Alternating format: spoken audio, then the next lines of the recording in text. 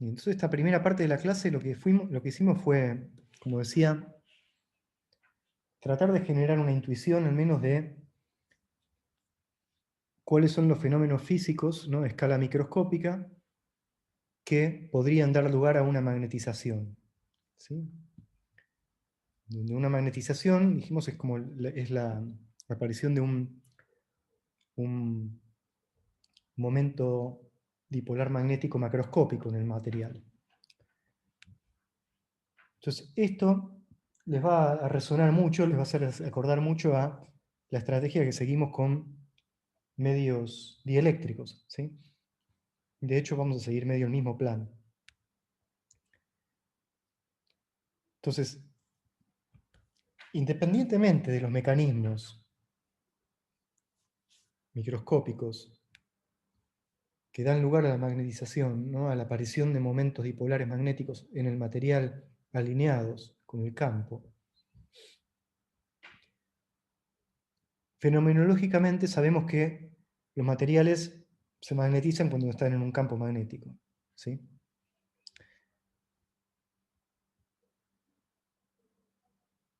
Entonces hablamos de paramagnetismo, que es esta, ¿no?, la aparición de un momento dipolar magnético en la dirección del campo, y lo pensamos como la alineación, ¿no?, paralela al campo de los momentos de spin de los electrones sueltos, perdón, en los átomos. Y por otro lado, el diamagnetismo, ¿no?, que es una alineación opuesta a la dirección del campo, y que la entendemos como una reducción antiparalela, ¿sí?, de los momentos orbitales de los electrones alrededor de sus núcleos. Ahora, no importa cuál sea el mecanismo, el resultado es que hay una magnetización macroscópica, ¿sí? Entonces vamos a introducir este vector de magnetización, que lo vamos a llamar M mayúscula, y que vamos a definir como el momento dipolar magnético por unidad de volumen. ¿Está bien? Esto es muy similar a la forma en que introdujimos el vector P, ¿se acuerdan? La polarización por unidad de volumen. Entonces lo que uno está pensando es, si yo tengo un material, en el material, en un pequeño cubito, tengo un montón de dipolos magnéticos alineados parcialmente con un campo externo, digamos, o no, lo que sea, pero con alguna alineación promedio. Entonces puedo calcular este promedio, M mayúscula de R, que es la alineación, ¿sí?, promedio en ese volumen de los dipolos magnéticos. Entonces, si tengo un sistema de referencia con origen acá, en el punto R, ¿sí?, tengo una magnetización M de R.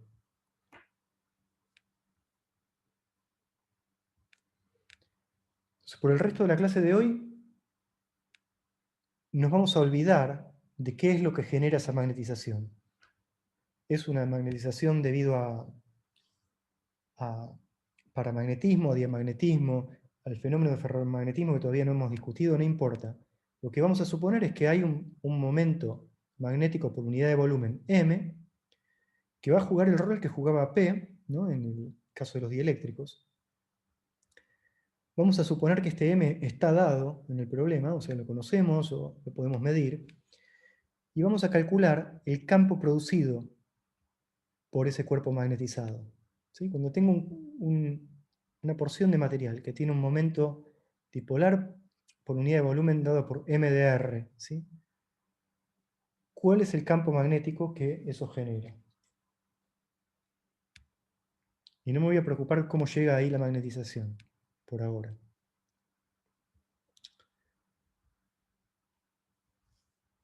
Bien, ¿se entiende el plan? Ahora se acordarán que en el caso de dieléctricos, lo que habíamos encontrado es que si uno pensaba que un cuerpo tenía una polarización P, entonces lo que pasaba es que era como si el cuerpo tuviera cargas de polarización en el volumen y en la superficie, ¿se acuerdan? Y uno podía pensar, ¿no?, esas dos distribuciones de carga como dando lugar al campo eléctrico. Acá va a pasar algo similar, van a aparecer no cargas, sino corrientes de magnetización, que van a ser las responsables físicamente de esos campos magnéticos que produce un objeto magnetizado. Entonces tenemos un objeto con una magnetización que conocemos, m vector de R. Entonces si tengo el origen, ¿no?, de coordenadas en un punto acá, y quiero calcular de repente el campo magnético en un punto R del espacio, lo que voy a tener que hacer es mirar, ¿no?, en las posiciones R', estos cubitos, pequeños cubitos de volumen diferencial de B', dentro del cuerpo magnetizado, y me voy a encontrar que cada pequeño elemento de volumen, ¿no?, de volumen diferencial de B', va a ser un diferencial de m vector, que es la magnetización por unidad de volumen en ese punto, por el volumen del elemento, ¿sí? Entonces esto me permite escribir un diferencial de m, un momento dipolar microscópico, si quieren, en ese pequeño volumen del material. Ahora, en la clase pasada, si lo recuerdan, habíamos calculado el potencial vector para un dipolo m. ¿Sí? Es la ecuación 173.5 y la vimos hoy en el repaso en la primera hoja, ¿sí? El potencial vector tiene esta expresión, es mu0 sobre 4pi por m vector r versor sobre r cuadrado. Este r es, como siempre, r recursiva, ¿no?, el que va del elemento de material que estamos considerando al punto donde estamos evaluando el campo. Es r menos r'.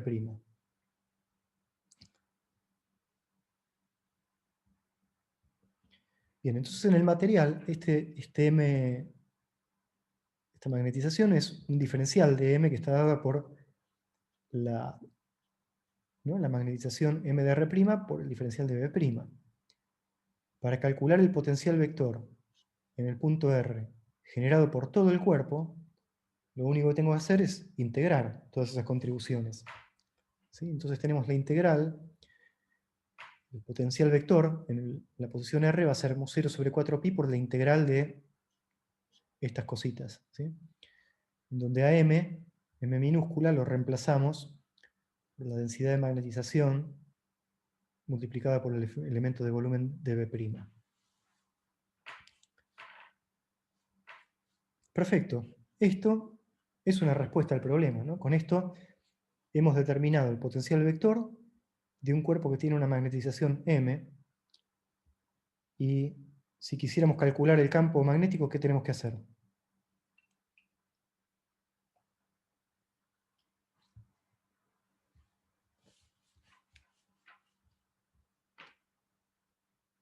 ¿Cómo calculamos el campo magnético si conocemos el vector A?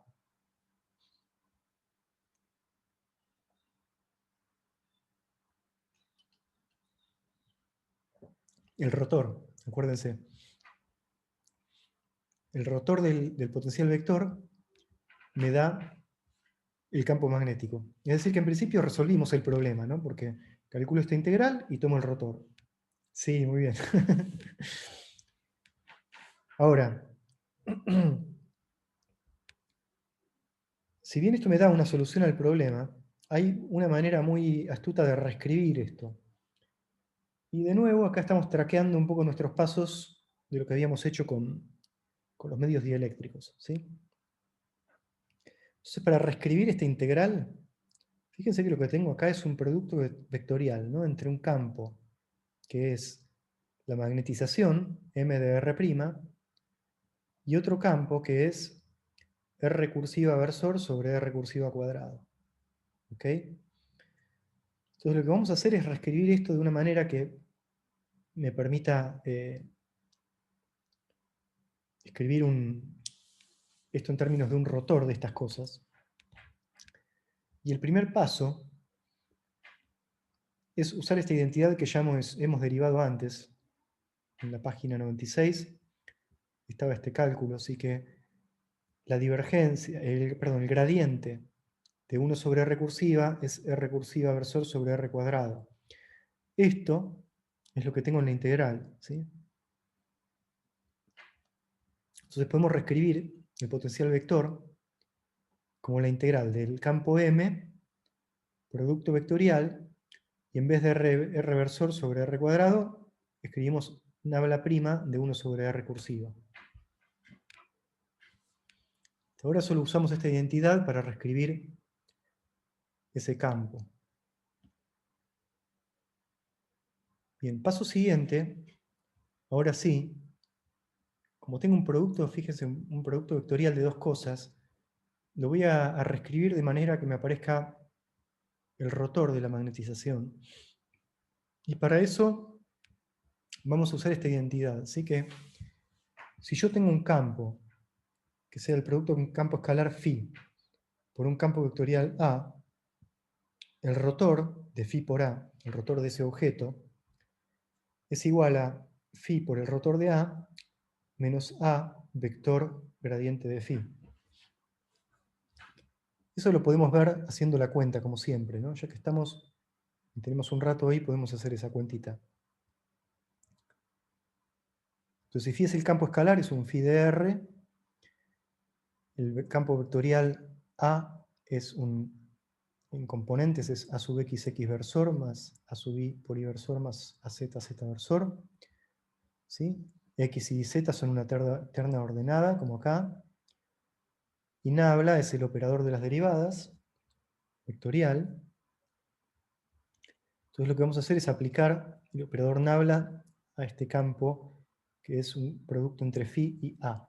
¿Sí? Eso es el producto vectorial de nabla, que es el vector de las derivadas, por este vector que tiene como componentes φ por A sub x, φ por A sub y φ por A sub z. Entonces este producto vectorial, como siempre, va a tener componentes en las tres direcciones.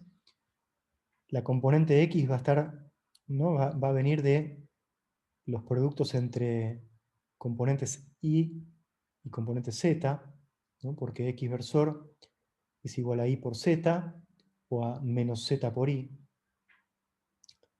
Entonces voy a tener el término que es derivada y de φ por a sub z, que es este primero, menos la derivada z de φ por a sub i, que es este segundo término, y así tengo las demás componentes.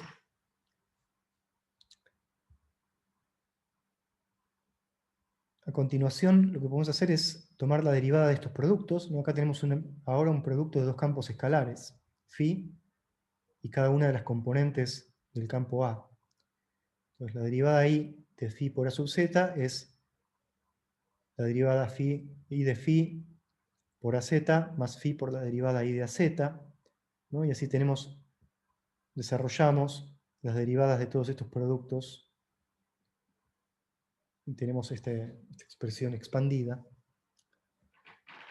en cada una de las direcciones, ¿sí? En x, en y y en z. Y como siempre, insisto, ¿no? Estas demostraciones de identidades vectoriales siempre la misma lógica. Primero desarmamos, ¿no? Desarmamos uno de los lados de la ecuación en sus componentes y después la rearmamos de manera de obtener una expresión diferente en notación vectorial. En este caso, fíjense que lo que podemos hacer es sacar factor común φ, que aparece en 6 de los términos, en estos 3 y en estos 3. Entonces saco φ afuera, y lo que me queda es este corchete, la derivada i de az menos la derivada z de ahí en la dirección x, y así con las otras componentes. Esto que va a quedar acá dentro del corchete va a ser ni más ni menos que el rotor de A. ¿Tá? O sea que ahí voy a tener el primer término, es φ por el rotor de A. Y el resto de los términos, lo que, fíjense, me combinan es la derivada i de φ por az menos la derivada z de φ por ahí en la dirección x, y así las demás componentes, estas cosas que están apareciendo acá tienen toda la pinta de un producto vectorial, ¿no? Y de hecho, se puede escribir de esta manera. O sea, esto es el gradiente de phi multiplicado vectorialmente por el vector A. Bien, ¿qué es la identidad que queríamos? ¿Ok? Entonces lo que tenemos en la integral, acá adentro, ahora podemos identificar M con A en esta cuenta. Perdón que usé la letra A. Muy desafortunada elección. O sea, este A no es el A del potencial, ¿no? Está claro, es un vector cualquiera. Y en realidad este A es para nosotros M, y este phi, ¿no? Es 1 sobre R, cursiva.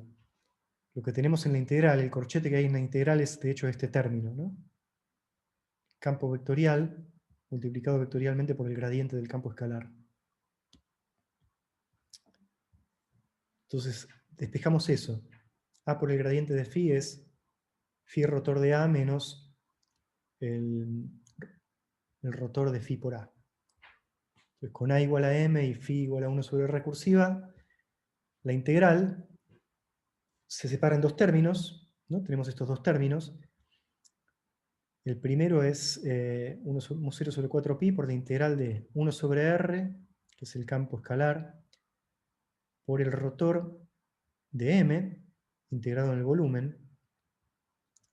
Y el otro término es menos mu 0 sobre 4pi por la integral de el rotor, ¿no? De 1 sobre R por M en R'. Tenemos estos dos términos, y finalmente a este rotor lo podemos reescribir por un corolario del teorema de la divergencia que nos dice que la integral en el volumen del rotor de un vector en un volumen es menos la integral de superficie cerrada, así que envuelve ese volumen del vector diferencial S. Entonces, con esta identidad, en este término, lo que tenemos es que la integral de nabla prima por M sobre R, la escribimos como menos la integral en superficie cerrada de M sobre R por el diferencial de S. Y acá lo que hicimos es escribir el diferencial de S como el versor n, que es normal a la superficie, por un diferencial de área. ¿Está bien? Entonces, traemos esto a esta expresión. Lo que nos queda es que el potencial vector tiene estos dos términos. Fíjense la estructura de esto, ¿no? Empieza a tener un poco de onda esto, porque es un 0 sobre 4pi en ambos casos, 1 sobre r, ¿no? En ambos casos. Y acá tenemos un vector que es el rotor de M, integrado en el volumen, donde están las corrientes, y otro vector que es el producto vectorial de M por la normal a la superficie, integrado en la superficie que rodea ese volumen. Entonces la interpretación de esto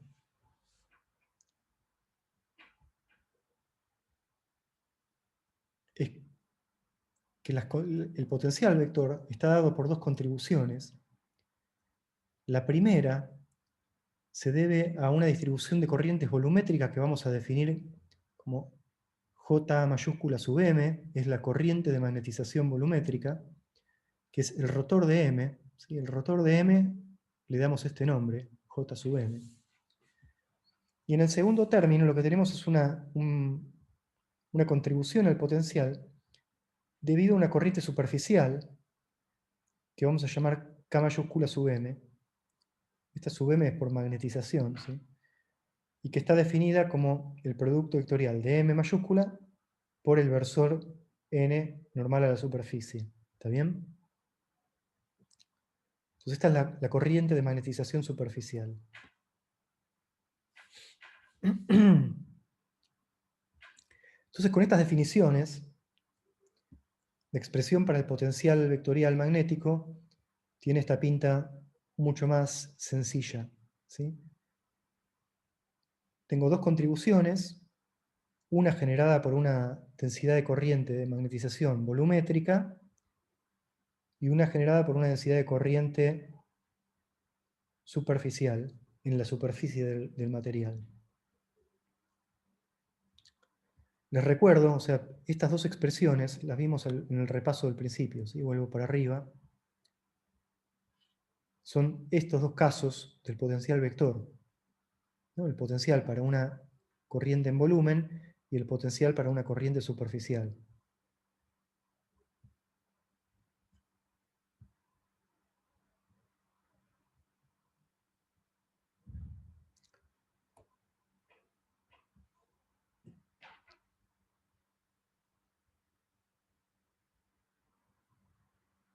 Entonces, como decíamos hace un rato, tomando el rotor de este potencial vector, vamos a tener el campo magnético, ya sea que lo pensamos como un potencial vector o como un campo magnético. Lo lindo de esta representación es que la magnetización, ¿no? La magnetización M mayúscula, la estamos pensando como fuente de corrientes de magnetización en el volumen y en la superficie. Y son esas corrientes las que generan el campo o el potencial vector. ¿Se acuerdan que esto es muy parecido a lo que pasaba con dieléctricos? Donde la polarización, teníamos expresiones para las densidades de carga en volumen, ¿no? Y en la superficie, ¿se acuerdan cuáles eran esas expresiones? No las escribí acá, pero teníamos la divergencia, ¿no?, de la polarización, en un caso, y el producto escalar de P por N en el otro. Bueno, acá son como siempre un poco más complicadas. Tenemos el rotor de M y el producto vectorial de M con N.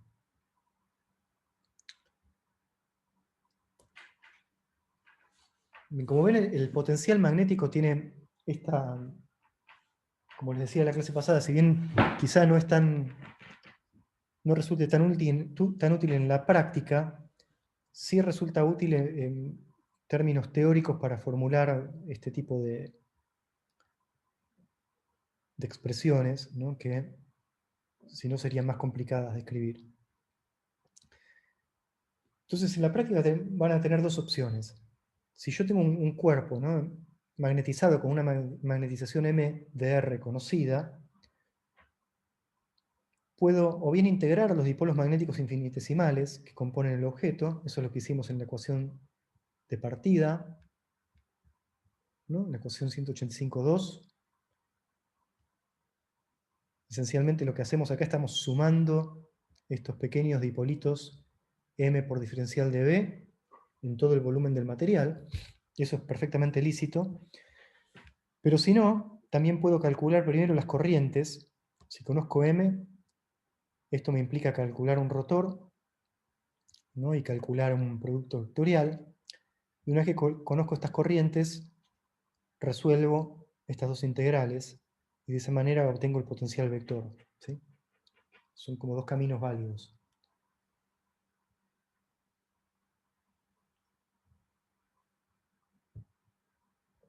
Bien, esta parte se hizo más cortita, y hoy voy a terminar acá, porque si no, se hace muy largo si agregamos lo que viene.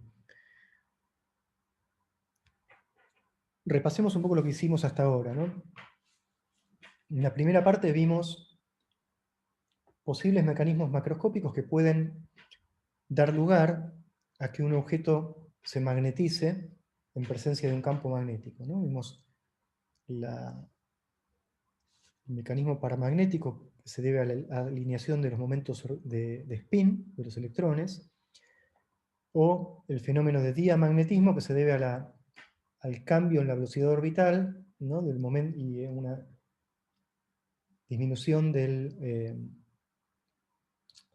momento orbital magnético de los electrones, que se opone o que va en la dirección opuesta a la del campo magnético. olvidándonos un momento sobre cuáles son esos mecanismos, lo que vimos es que si yo conozco la magnetización, sé calcular el potencial vectorial o el campo magnético eventualmente, que generan, ¿no?, esos momentos dipolares magnéticos en un cuerpo que tiene una magnetización macroscópica. Entonces, lo que vamos a ver la clase que viene es, por un lado, primero vamos a tratar de entender más con los dedos y más físicamente quiénes son estas corrientes. Acá aparecen como un artilugio matemático, ¿no? Hicimos una cuenta, hicimos algunos manejos con estas expresiones y llegamos a una expresión del potencial que tiene esta pinta, pero ¿quién es J y quién es K? ¿No? ¿Tienen algún significado físico? Lo que vamos a ver es que sí, que tienen su origen en corrientes microscópicas dentro de los materiales, eventualmente, y entonces por un lado vamos a ver eso, vamos a tratar de dar una intuición un poco más física de estos objetos, y después vamos a tratar de juntar las piezas y vamos a tratar de entender el problema más complicado de cómo calculo el campo magnético en presencia de medios magnéticos. ¿Sí? Si yo... eh, esto plantea un problema, de nuevo, similar al que teníamos con dieléctricos, ¿no? Acuérdense que cuando formulamos la teoría de los dieléctricos, nos topamos con este problema de que, bueno, si yo tengo un campo eléctrico en presencia de un medio dieléctrico, ese medio dieléctrico se va a polarizar por la presencia del campo eléctrico, y además va a generar un campo eléctrico, que además genera una polarización, ¿no? Entonces teníamos ese problema medio circular, que en el caso de dieléctricos lo habíamos roto, si se acuerdan, habíamos roto el círculo para materiales lineales, donde teníamos una relación lineal entre el campo y la polarización. Habíamos visto que podíamos escribir una ecuación eh, para el vector de desplazamiento eléctrico que dependía solo de las cargas libres. Entonces calculábamos eso y con eso resolvíamos la polarización y el campo eléctrico, ¿se acuerdan? Bueno, acá va a aparecer una cosa muy similar. Los problemas que vamos a aprender a resolver son los problemas con medios lineales, en donde la magnetización eh, es lineal con el campo magnético, y entonces podemos hacer ¿cómo se dice?, un truco similar al que hicimos con los dieléctricos. Eso anticipando un poco lo que vamos a ver la clase que viene. Pero bueno, por hoy, si quieren, ya podemos descansar. Y si quieren, seguimos con preguntas. No sé si tienen preguntas de esta parte o de alguna otra cosa. Si quieren hacer una pausa y ya.